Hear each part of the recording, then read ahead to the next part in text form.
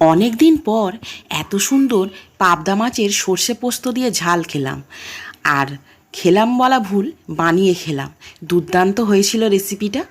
আর কিভাবে বানিয়েছি তার একটা সুন্দর মুহূর্ত আপনাদের সঙ্গে শেয়ার করছি।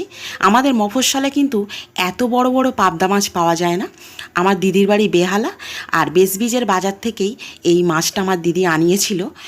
খুব বড় সাইজের ছিল, আর মাছগুলোর একদম পেটে ডিম ভর্তি ছিল, দারুণ টেস্ট ছিল। তো দিদি বলল, মাছের ঝালটা তুই বানাবি। তো সর্ষে পোস্ত কাঁচা লঙ্কা দিয়ে মাছের ঝালটা আমিও বানিয়েছিলাম, দারুণ লেগেছে। নিজে বানিয়েছি, আনন্দও পেয়েছি অনেকটা। তো নুন হলুদ মাখিয়ে মাছটা মিনিট 10 রেখে দিয়েছিলাম। আর মাছের সাইজটা দেখছেন তো। তো একে একে সমস্ত মাছে আমি নুন হলুদ মাখিয়ে নিয়েছি। আর এখানে কড়াই সর্ষের তেল দিয়ে দিয়েছি। সর্ষের তেলে মাছগুলো একে একে ছেড়ে দিচ্ছি। আর পাবদা মাছ জানেন তো প্রচণ্ড ফটে। তো সেই জন্য আমার তো একদম নাজেহাল অবস্থা, একেবারে মাথায় ঘুমটা দিয়ে মাছ ভাজতে হয়েছে। কী অবস্থা রে বাবা, এত ফটছে পুরো খই ভাজার মতো, মানে বলার মতোই নয়। তো দেখুন, মাছটা একদম লাল লাল করে ভেজে নিয়েছি। তবে একেবারে মজমজে করে ভাজলে কিন্তু এই মাছ ভালো লাগে না। তো এইভাবে আমি সমস্ত মাছগুলোই ভেজে নিচ্ছি, এবং চাপা খুলে রাখলে পুরো রান্নাঘর ভর্তি হয়ে যাবে তেলের ছিটেতে। সেই জন্য আমি চাপা দিয়েই একে একে মাছগুলো ভেজে নিচ্ছি। তো সমস্ত মাছ ভাজাই হয়ে গেল এইভাবে ভয়ে ডরে।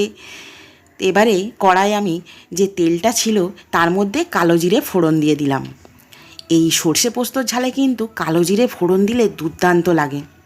তো কালো জিরে ফোড়ন দেওয়ার পর আমি সর্ষে পোস্ত কাঁচা লঙ্কা একসঙ্গে মিক্সিতে বেটে নিয়েছিলাম, সেই বাটাটা দিয়ে দিলাম, এবং জারটা ধুয়ে একটু জল দিয়ে দিলাম। আর গ্যাসের ফ্লেমটা কিন্তু মিডিয়ামে করে দিয়ে এবারে ধীরে ধীরে হলুদ গুঁড়ো, কাশ্মীরি লঙ্কার গুঁড়ো এবং পরিমাণ মতো লবণ দিয়ে মশলাটা একটু কষিয়ে নিলাম। যেহেতু আমি কাঁচা লঙ্কা সর্ষে পোস্তর সঙ্গে বেটে নিয়েছিলাম, সেই জন্য আমি গুঁড়ো লঙ্কা বলতে কাশ্মীরি লঙ্কাই ইউজ করেছি। আর মাছের ঝালটা যেহেতু অনেকগুলো মাছ, সেই জন্য একটু জল দিয়ে দিলাম। মিনিট 10 মাছটা ফুটবে, তবেই টেস্ট আসবে। তো 5 মিনিট ফোটার পর আমি মাছগুলো দিয়ে দিলাম। আর ঝালের কালারটা কিন্তু দারুণ হয়েছে, একদম হলুদ বর্ণের, খুব ভালো লাগছিল। আর খেতেও কিন্তু দুর্দান্ত লাগছিল। সমস্ত মাছগুলোর পেটেই একদম ডিম ভর্তি, খুব ভালো লাগছিল খেতে। এবারে ওপর থেকে কাঁচা সর্ষের তেল আমি দিয়ে দিলাম। যে কোনো সর্ষে পোস্তর ঝালে কিন্তু কাঁচা তেল অবশ্যই দেবেন। এবং মাছের ঝালটা একটা পাত্রে ঢেলে নিলাম। দেখুন কতটা অসাধারণ হয়েছে না কালারটা, টেস্টও কিন্তু অনবদ্য হয়েছিল। তো কেমন লাগলো আমার সর্ষে পোস্ত পাবদা মাছের রেসিপিটা, আর কি ভয়ানকভাবে মাছ ভেজেছি পুরো ভৌতিকভাবে। তো দেখেছেন তো।